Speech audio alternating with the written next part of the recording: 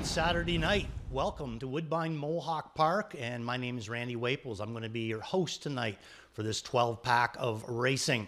Weather gods weren't exactly kind today. We're kind of, in a bit of a lull here right now. The track is not in good shape. A lot of water sitting on the top of it.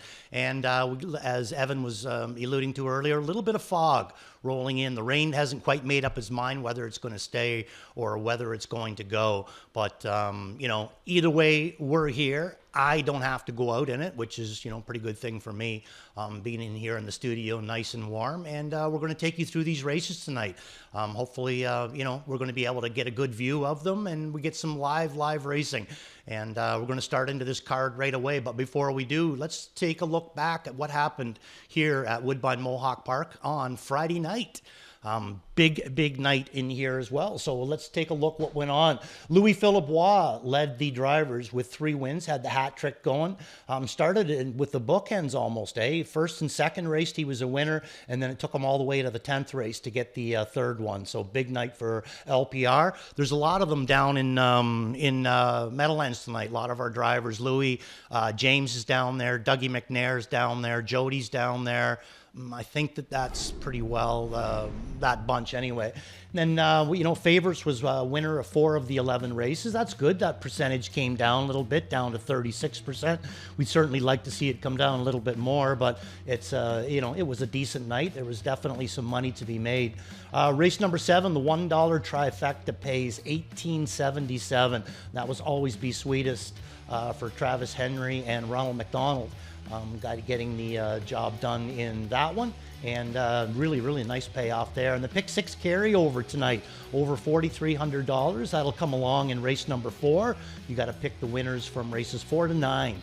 Pick 6 carryover, and that's going to be the seed money for tonight. So we could see a pretty nice pot there. And the jackpot high five also getting a little bit of seed money at 5,700 plus. Going to have to stick around to the last race for that one.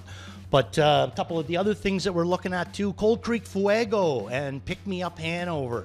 Take the 2 Harvest Series for Ontario sired 3-year-old pacing fillies. Cold Creek Fuego right now is just really unstoppably good. Scary good. But last night in the other division, Pick Me Up Hanover for Team Byron there also raced really well. I'm not 100% sure, even though Fuego is kind of doing a little bit more right now in a consistent sort of a way. I'm not 100% sure if I still don't think that Pick Me Up Hanover is the strongest of the 2. So we're going to have to see till next week and see how they draw and see what shakes out then. But really nice Harvest Series coming up through the week. So now we're going to do a little talking about the Meadowlands. I did allude to earlier, a lot of our drivers are down there tonight. So let's take a look at what's going down in East Rutherford, New Jersey. And we got 2 FanDuel championships tonight for the older horses. We got the Open Pace. That's going to come along in race number 7. Purse of $350,000. And I would guess that your favorite is the 1-horse Irvin Hanover. And that was going to be with Dexter Dunn driving Irvin Hanover in there tonight. Nice little field, though. Unfortunately, some of the outs, like Captain Luke drew the 10, Hunt the Last Trawler drew the 9, and I kind of like both of those horses coming into tonight. So it could be a nice little race, could shake things up. Maximus Mickey racing very well. Ken Hanover racing very well as well. A Buckabet Hanover. Dexter, usually the driver on him. It'll be interesting to see who picks him up. And James McDonald, if I'm not mistaken, picked up the drive on the 2-horse in there, Oakwood Arden. So that'll be kind of an interesting race night as well. So we did a little bit of handicapping a little bit earlier on here tonight for these races. And my favorite in this, the horse that I'm going to go with on top in this race is going to be the 5-horse, Ken Hanover. Now, if you guys remember, he raced incredibly well up here in the Breeders' Crown. In the elimination, he whipped off a last quarter like in 24-4, I think it was. It was incredible. And, just been off to a really good start, but didn't really bring his best game in the Breeders' Crown. I didn't think anyway. So I'm kind of hoping that maybe he might be able to come up with a better effort in here tonight with a middle of the gate draw. And the long shot that I'm going to go with in here is the 9 horse, Hunting the Last Dollar. I told you, I kind of like these couple of these outside horses in here, and Hunting the Last Dollar is the way I'm going to go for Per Englum. He also raced quite well up here too, and he's a good horse coming from off the pace. So, you know, I think that he could come up with a big one in there too. So that's how we see the open pace, and we also have the open trot as well, and that's going to come along in race number 10 at the Meadowlands, also for a purse of $350. Both of these graded 1. They should be too. Tough races to win. Look at the 2 horse. Yes, Logan Park. Going to be back at it again here. That is a really nice field of horses there. Lexus Cody got a good spot to, you know, apply his trade up in front if that's where he decides to do it. Or, you know, even this year, he seems to be doing a lot of his racing from off the pace as well. Periculum drew well in there. I'm going to go Logan Park. That's going to be my top, you know, pick in here. I love the way that he's been racing his last ones on our circuit here. Dougie elected to start racing them from off the pace, and I truly do think that really helped him big time when they started to go that route. It just seemed like he was coming out of his races a lot more powerful, and to tell you the truth, I'm not 100% sure if I don't like him better coming from off the pace. He's a nice horse when, you know, when he's on his game in front, but it's tough sledding to want to chop miles in against these kinds of horses all the time. So now that they are bringing them from off the pace, I really like them this way a lot better. So that's going to be my top pick in here, Logan Park. And where I'm going to go for long shot looking is right next door. The 3 horse, Hill Exotic, another horse that raced up here in the Maple Leaf Trot. If I'm not mistaken, Jody Jamieson drove him. He raced very good in his elimination. And then in the final, I think he ended up finishing 4th, but again, with a really good effort. You know, again, I'm looking at him as a long shot in here, but he gets a good draw. I think, if I'm not mistaken, I think Austin Hanners is driving Hill Exotic tonight. And Austin was up here for Breeders' Crown. He won the Breeders' Crown for Open Mares. Naughty Delight, I think her name was. And he also drove this guy as well. So he knows the horse. I think he does drive, you know, quite a bit for Greg and Todd Luther. So he knows their horses real well. So he's going to be my long shot in there. Hill Exotic. I'm not straying too far. My top pick, the 2 horse, long shot, the 3 horse. So that's the route that I'm going to go. But a couple of the other ones, Periculum in there as well. So those 2 are really good races going on at the Meadowlands tonight. And where do we want to go from here, Jason? Let's go. Let's get into race number 1 at Woodbine Mohawk Park. Hopefully, we got nicer weather when we head back out there in 40 minutes or so. But, you know, it's just good to be here on a Saturday night. And the race office did put together a really nice Saturday night card for you. We got a pick 6 carryover on its way. We have 3 pick 5s tonight. We have a early, we have a mid, and we have a late pick 5. You know, so lots of wagering opportunities to go. And let's start this night off in race number 1, which is the start of our $75,000 guaranteed pick 5, starting in race number 1. And for my top pick, we got to go all the way to the outside of the race. Yes, J-Port Cash is going to be my top pick in here. Really raced extremely well. Now, hear me out on this. So his last race before Lasix is October the 9th. Comes up with an okay effort, spends some time on the outside, finishes 5th, you know, mile in 57 and 1. So, you know, it was an okay effort. He misses a month, comes back November the 8th, first start Lasix, and that's the one that we're going to show you in here. Unbelievable. And I love the way that Daryl did the job with him there. He did nothing with him, just lets him roll on the end of it. He is going to come into this race big time in a good way. Unfortunately, he does draw the outside, but I don't think it'll be a big issue. So let's take a look at the way that J-Port Cash finished his mile off in his last start for Josh McKibben and Daryl Thiessen. And these connections coming right back. So here's Daryl at the back of the pack here right now, you know, kind of like loaded up with extra cover, I guess you would say. You know, he's kind of an in-betweener with this guy right now. He can split up the inside, and he does. Now he finds the seam he needs on the outside. Saves a little ground, too. Nice little steer there. You know, could have just as easily probably popped 3 wide around that turn, but elected not to. And now here he come. here come J-Port Cash, and now this horse that's going to be doing the winning here, this is going to be Tricks Up My Sleeve, Scotty Young, but this guy is absolutely flying. Tricks Up My Sleeve is going to be in the other division of the Harvest Series tonight, and J-Port Cash is going to be here minus Tricks Up My Sleeve. So J-Port Cash is going to be my top pick in here. A couple of the other ones that I like in here as well. I like Sapphire Steve. I think Carmen High's really got this guy firing good. See, Garnet Barnstill is going to elect to put this guy up on top. I think that's a good pick on his part. Nice draw to work with in here. Phil Houdon could be off to a good night tonight. Gold Digger. This guy, I had him on his first start for Katie McNeil and Tyler Borth, was an easiest of winners in 57, but that was a maiden.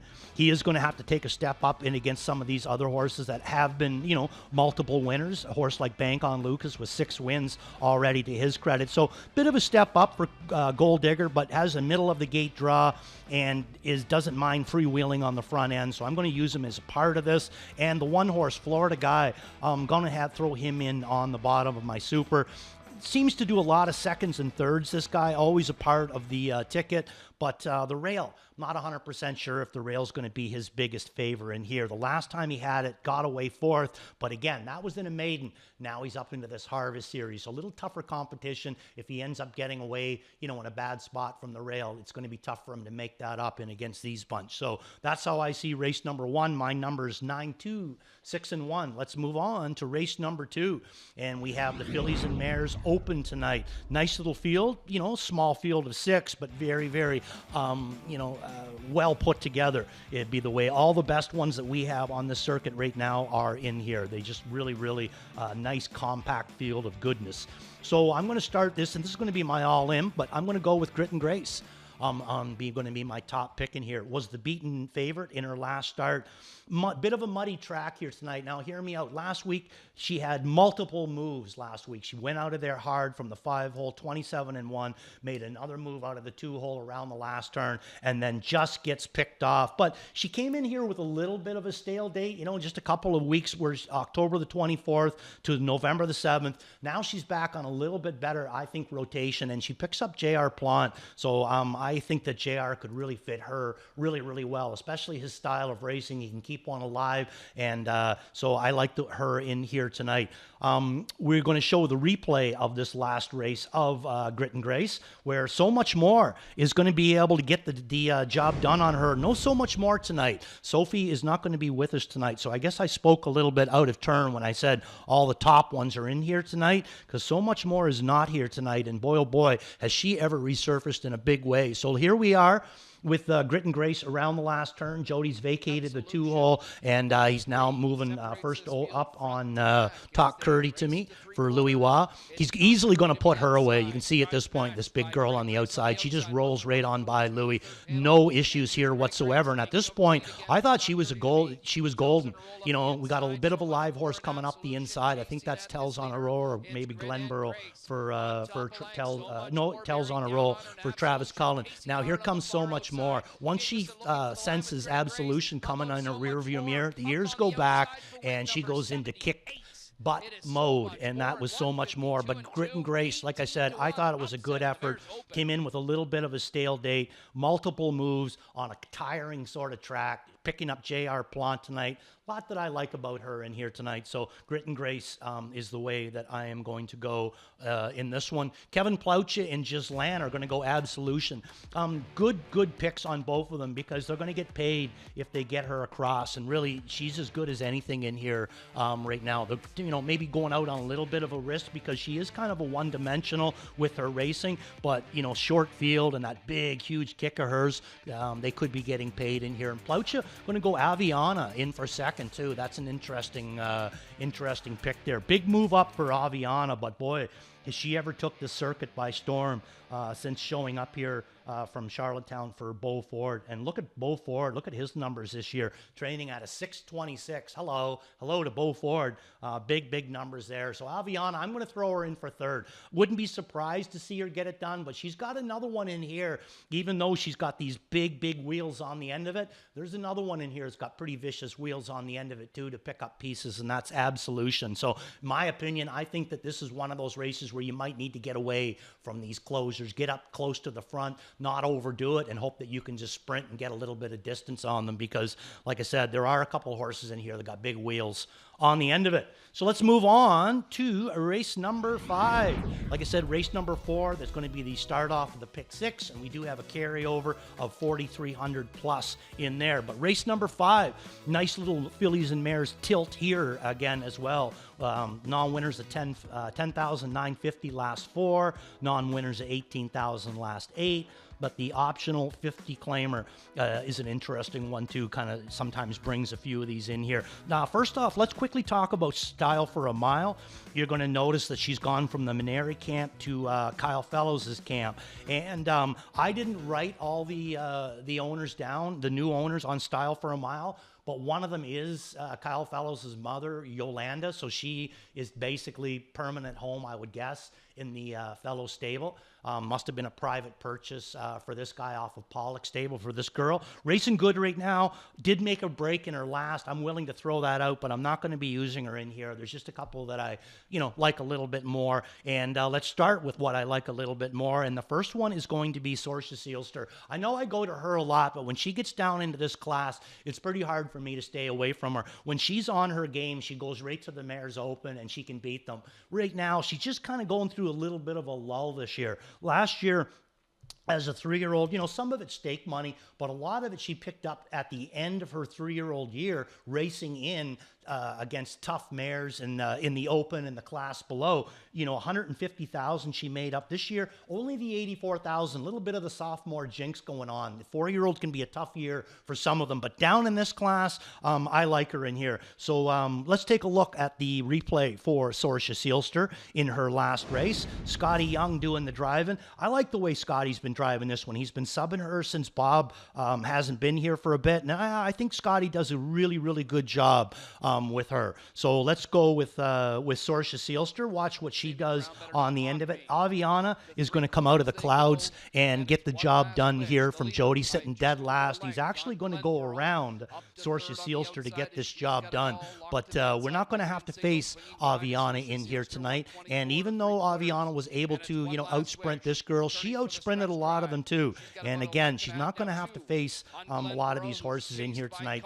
Glenborough's always going to be tough. I got her in for second. Lions Better Day got her in on the bottom of it. And so Angus Dura Hanover got her in for third. Like I said, Sorcia and Scotty, they keep coming. I think he outmuscles Angus Dura Hanover right on the end of it for, no, they ended up, we ended up with a dead heat there, I think. No, that was from the week before. So Sorcia Sealster did outnose the other one for the 5th on the end of it. I thought she raced good, and that's the way that I'm going to go in here. My numbers 4, 2, 5, and 3. Stay into the inside in this one. Kevin Ploucher going to use Sorcia in for second, but everybody else going to go Glenborough, all down the line on Glenborough. The 3 residents, 1 for 38 this year. I mean, sooner or later she's going to come up and get the win. Maybe it'll be tonight, but the thing is, she's 2-to-1 morning line. A lot of the handicappers liking her in here tonight. If she does end up getting her second win out of 39 starts, I'm not really sure how much you're going to get paid. Where Sorcia Sealster, with the odds that she's been going off at, I'm pretty sure I'm going to get paid with her. So let's move on to race number 6. And this is going to be the kickoff of the mid pick 5 starting in this one. And this is another harvest series. This for trotters, 3-year-old colts and geldings. And we've seen a couple of these ones race because we showed you the replay on J-Port Cash earlier on. So my top pick in here is going to be Tricks Up My Sleeve. We are going to show you his replay, and we're also going to get a chance, by showing you the replay of Tricks Up My Sleeve, we're also going to get a chance to see the replay of the 8-horse 10 Karat Gold. Now this is a horse that really hasn't been doing a whole lot, only raced the one time in the harvest in his last start.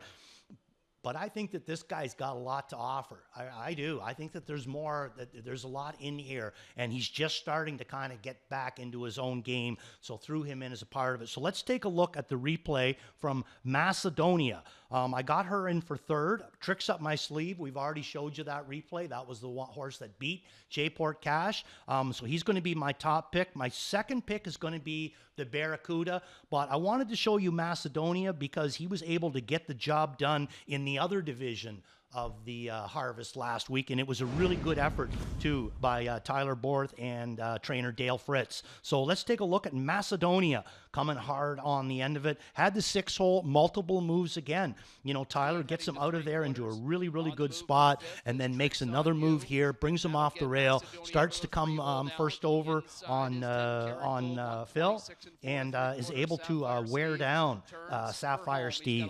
Florida guy in the pocket.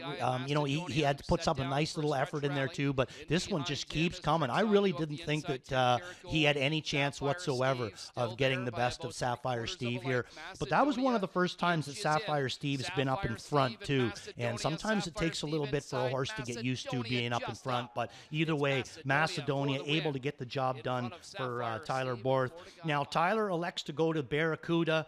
Macedonia going to pick up Anthony Hahn in here tonight. You can see down on the bottom in the prospect at Flamborough, September the 21st, Anthony Hahn did drive Macedonia, had a nice third in there, tried to chop, and ended up finishing third in there with him. So he does know him a little bit, and that's the way that I'm going to go. So 2 tricks up my sleeve, the Barracuda, Macedonia, on to 10 Karat Gold. If somebody was to say to me, Randy, find me a long shot in here that you really do think that it's either going to be this week or the next week, I'm all over the 8-horse, 10 Karat Gold. I think this guy's got a lot to offer, and he's just a little bit behind the ball right now. But I do think that in this series, after he races in it a couple times at this level, I think that he's really going to start to come around. Big fan of that guy. So let's move on to race number 7. And we have non-winners of 9,000 here. This is interesting little tilt again, full field of 10. In this one, we got some equipment changes going to come in on the 2-horse Stonebridge Helios. They're going to go from Swedish to a can't-see back bridle on him, and they're going to go from steel to aluminum up in front for Stonebridge Helios there. I elected not to use him in here tonight. My top play is going to be the 5-horse Jabberwocky. Now, Arbitrage Hanover, who is your morning line right now, I got him in for second. I look at him more of as a second or a third horse in this class as opposed to a win candidate. That might come back and bite me. But right now, that's the route that I'm going to go. I'm looking more at him being a horse that can finish second, not get the job done as a win, though. So Jabberwocky's going to be my win candidate. But the replay that we're going to show you is the 1 horse in here, Beach Tour. Go down to November the 2nd. Look at the mile that he ends up putting up, 50-1, new lifetime mark for this 6-year-old Sunshine Beach.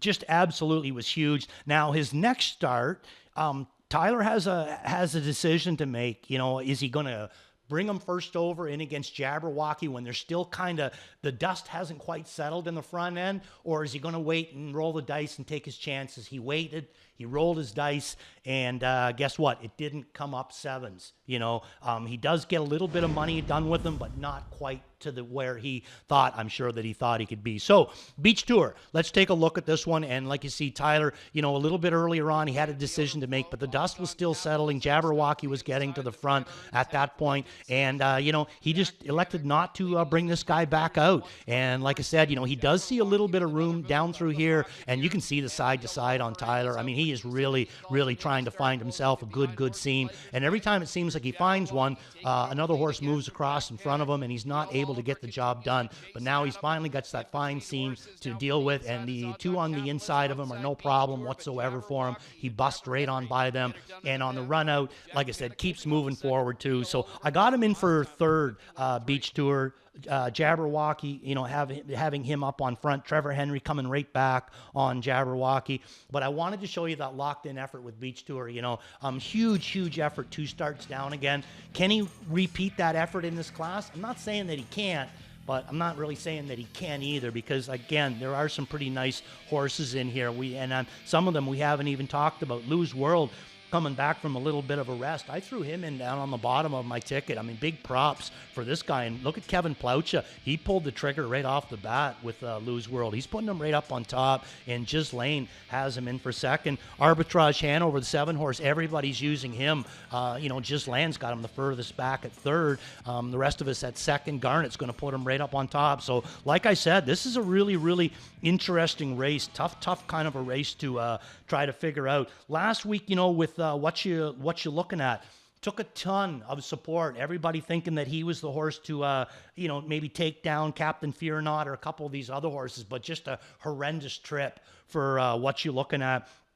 I don't really know if Jonathan's going to be getting himself a live drive here. But what I like about when Drury gets these kinds of drives or whatever, he doesn't try to make something happen with a horse that just had a really, really tough time of it the week before. He'll bite the bullet, do what's the best thing for the horse, get him back on track, racing good again, and hopefully he gets to stick with him for a few weeks, and capitalize on the hard work. But either way, not using him in here tonight. 3-1 morning line. Just didn't like the trip that he got last week. And like I said, I'm not really sure if Jonathan's going to want to go, real tough on this Dave Maneri trainee right back in I don't even think it's a week's time either, to tell you the truth. It is a week's time. So maybe they might want to be aggressive with him. I'm saying no. So let's move on to race number 8, and here we got the 4-year-olds and younger non-winners of 2. Yes, not race 9. There we go. Race 9, we have the Open Pace. Bit of a difference there. Open Pace in here, we won't have Powertrain. He won't be with us tonight. Scratch, I can't remember if he was sick or Scratch Vet. Not really sure on these Nick Gallucci trainee. Sick. He is a sickie. A lot of sickness going around right now, but we'll have him back in a week or two to see how where he's at now.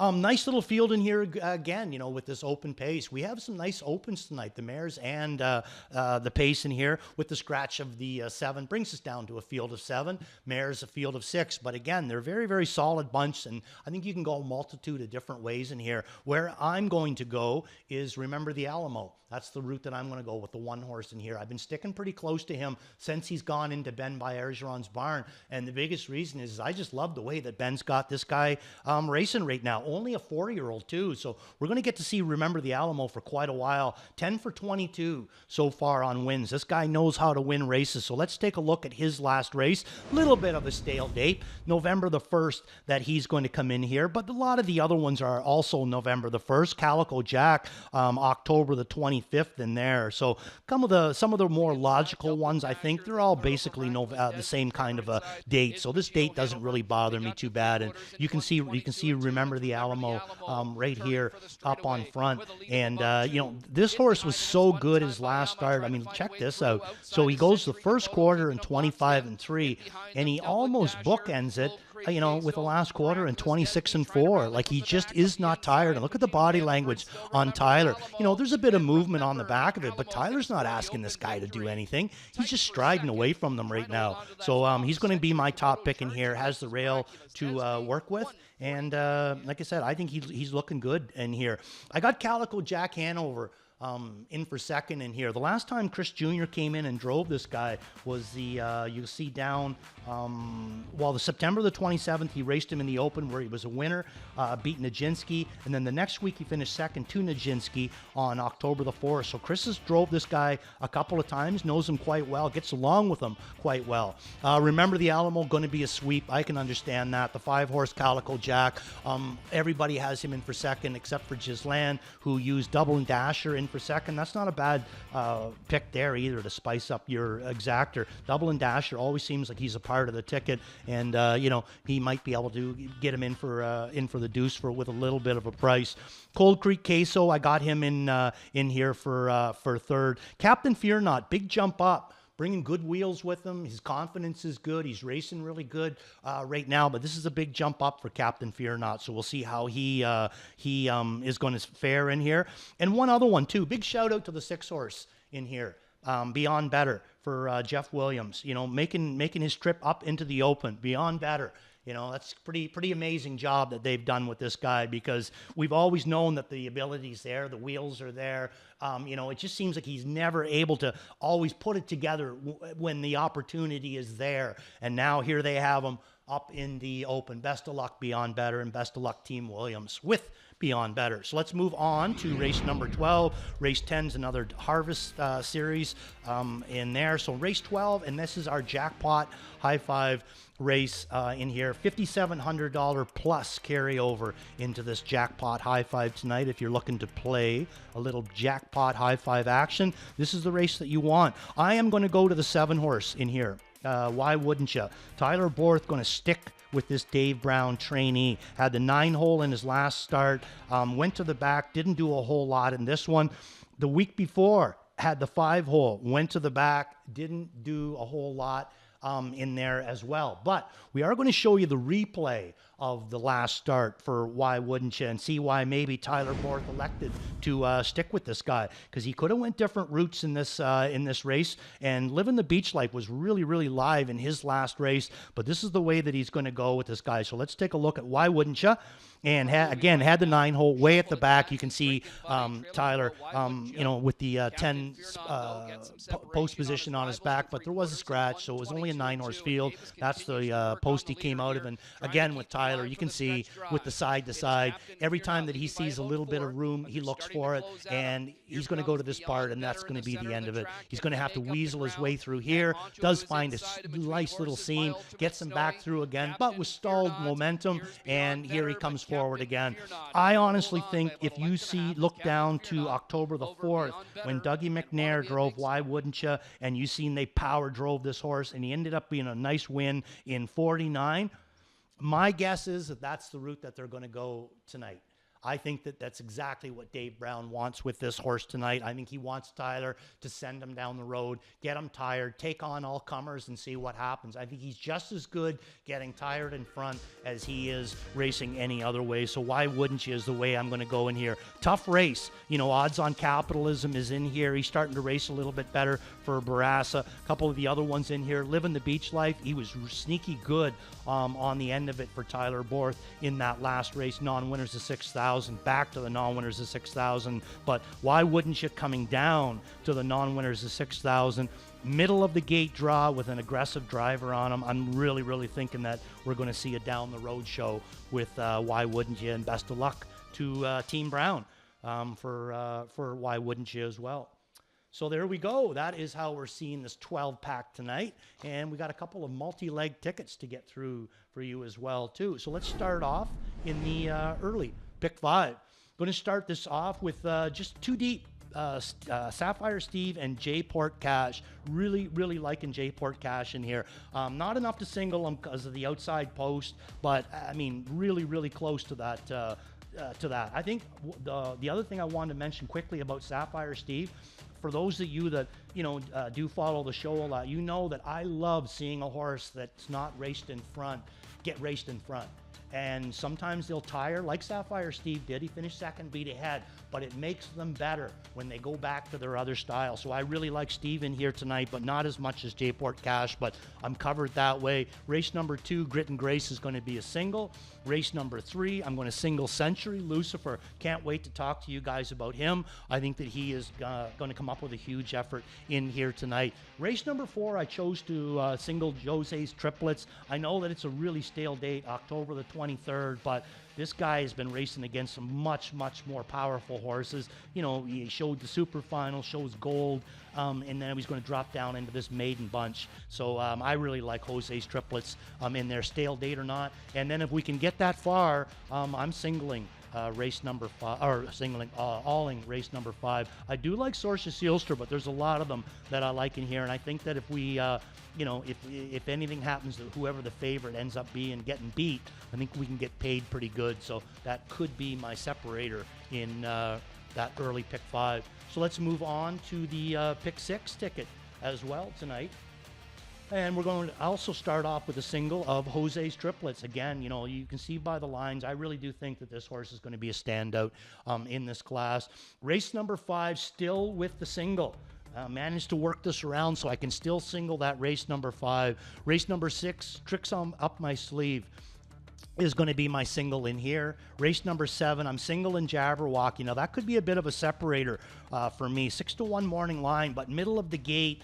Trevor Henry coming right back on him. Right now they're chopping miles with him, and he seems to like it. I just think that Jabberwocky could really take off in the next couple weeks and find himself in the open. In race number 8, I'm going to single Lions Dookie. This is a tough one to get through, but I do truly believe that this horse can come up with a big one with Trevor Henry picking the lines up here tonight. Made a break coming out of there in his last, but I honestly thought that the reason why he made the break was that he was just too sharp. You know, just a little bit over sharp. So that's going to be a tough single to get through, but that's the route that I'm going to go with that one. And then in race number 9, I'm going to go too deep. Remember the Alamo and Calico Jack. I probably should have just singled Remember the Alamo in this race. It's just that Chris beat Nijinsky with Calico Jack the one time that he did drive him before, and he gets along extremely well with this horse. And maybe I should have looked more at adding a couple on in race number 8.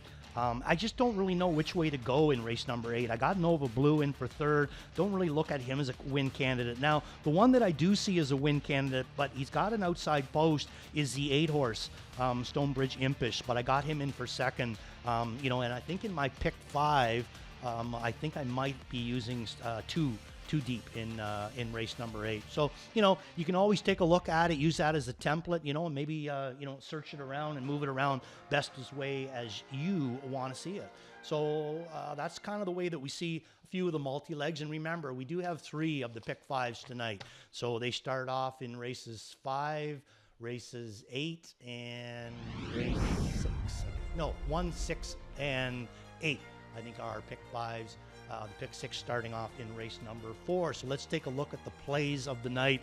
We're going to start right off in race number 1, Waples Watch. That's going to be J-Port Cash. We showed you the replay on him. All in is going to be Grit and Grace in race number 2. Could be a nice little daily double for you right there, 9-1. I love her in here tonight, especially with JR picking up that drive. Beat the Favorite is going to be Jabberwocky. I think there's a couple in there that are going to take favorite status, but I love him with the middle of the gate and with Trevor coming back with him. Zeron's Barn racing very, very good this last couple of weeks. And a worth a look is going to be Why Wouldn't You in race number 12 for Dave Brown and Tyler Borth for that one. So we might have a couple. Here we go. Kevin Plaucha, he's going to spot play, is going to be Lose World. He really likes Lose World tonight. I love this horse too, but he has had some time off. You know, best of luck with your pick in there, Kevin. I'm going to take a wait and see. I think I got him in for 4th. National Tier from the outside. That's a really, really risky pick by Garnet, but a real good one too. You know, Garnet doesn't mind pulling the trigger on horses if he thinks the talent's there, whether, you know, where they drew or not. And this horse really is looking good in this series. It's just a matter of, you know, that outside post, where what it's going to do to him. And race 11, Gizland with RB Tenacious T for the Cullen stable. Try number 2. I like that. He was in that race that was a no contest a couple of nights ago, so didn't really get raced. There was a couple in that one. If when they're in to go there, I'll make sure that I bring it up to you and remind you there that it was only the one horse went down in that race. I'm trying to think what that one's name was again. Kind of drawn a bit of a blank there with that one. Twin B Courageous, I think was his name, and only he went down. The rest of them, it was a no contest. The judges had the bell ringing before they got into the first turn. They all pulled up, so they didn't get a chance to race, but I'll make sure I let you know when they're back in to go. But RB Tenacious was one of those horses, but like I said, was not involved in any kind of an accident or anything like that. It was just, you know, part of that race. So that's how I see our plays of the night. That's how our resident candy cappers are seeing our plays of the night. And we have time for a commercial, and then we're going to be back to talk to you about race number 1. Stick around.